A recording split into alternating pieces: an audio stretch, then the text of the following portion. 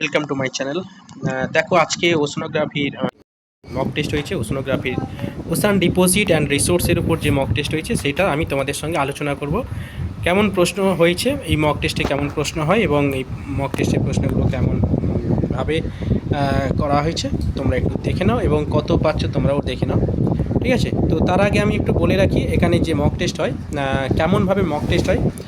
Actually এখানে weekly mock test হয় 4 থেকে মিনিমাম 4টে ধরে রাখো, ম্যাক্সিমাম 5টা মক টেস্ট হয়ে থাকে, ঠিক আছে?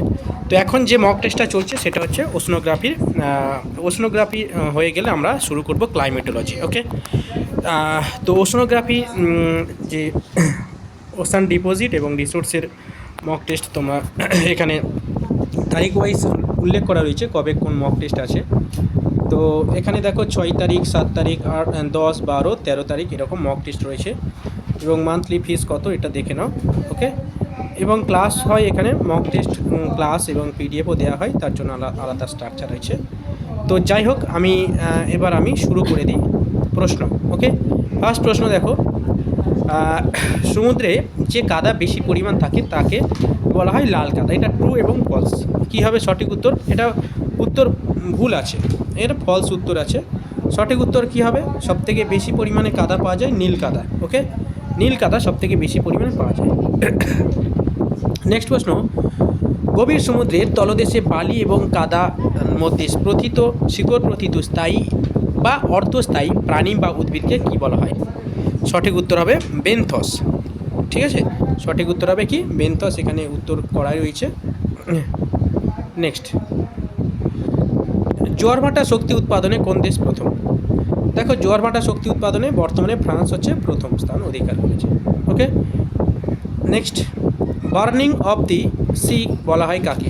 বার্নিং অফ দি সি বলা হয় কাকে, অর্থাৎ কোন অঞ্চলকে বলা হয় বার্নিং অফ দি সি? সঠিক উত্তর হবে বাহামা দ্বীপপুঞ্জকে। নেক্সট, পশ্চিম ভারতীয় সমুদ্রে সর্বাধিক পরিমাণে সঞ্চয় দেখা যায়। সর্বাধিক পরিমাণে কিসের সঞ্চয় দেখা যায় পশ্চিম ভারতীয় দ্বীপপুঞ্জে? সঠিক উত্তর হবে নেরিটিক অবক্ষেপ, অর্থাৎ অগভীর সমুদ্রে যে নেরিটিক অবক্ষেপ এটা সবথেকে বেশি দেখা যায় পশ্চিম ভারতীয় দ্বীপপুঞ্জে।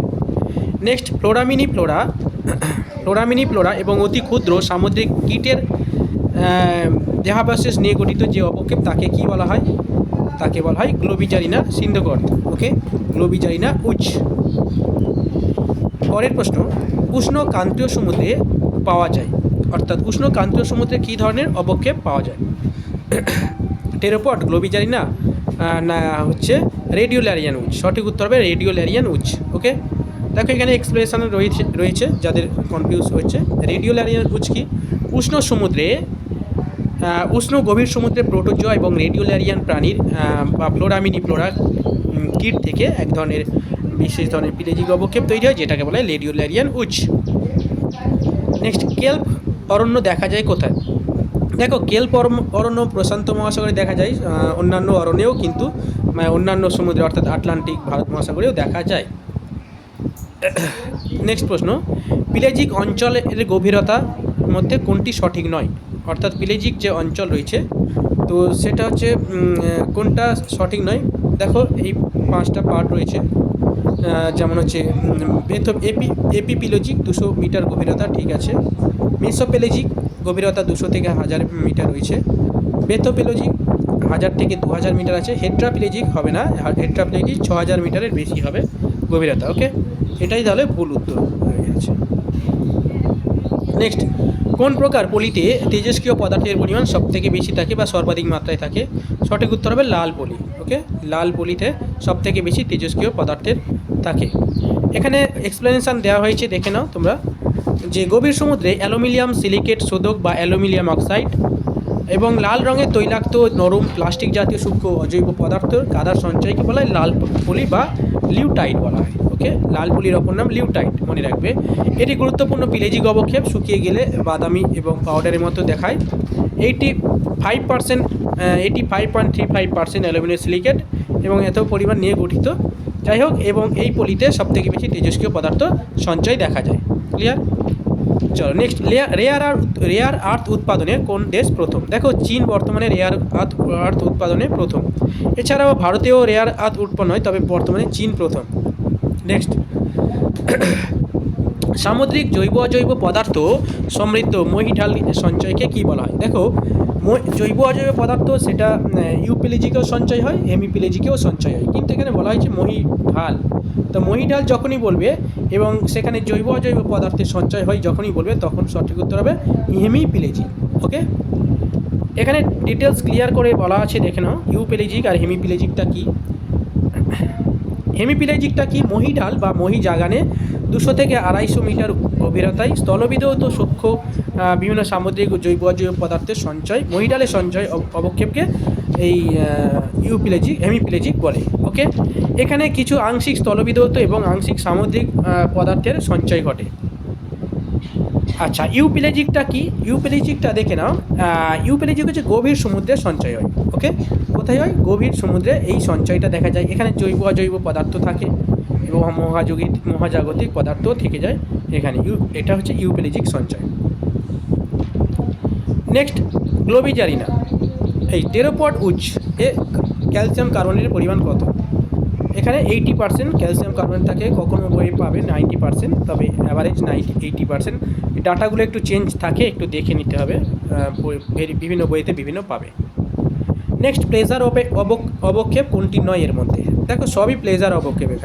এখানে সবই থোরিয়াম, ক্রোমিয়াম, সিলিকন, টাইটানিয়াম সবই প্লেজার অবক্ষেপ, কিন্তু এখানে কোনটি বলেছে, মানে সবগুলোই হবে।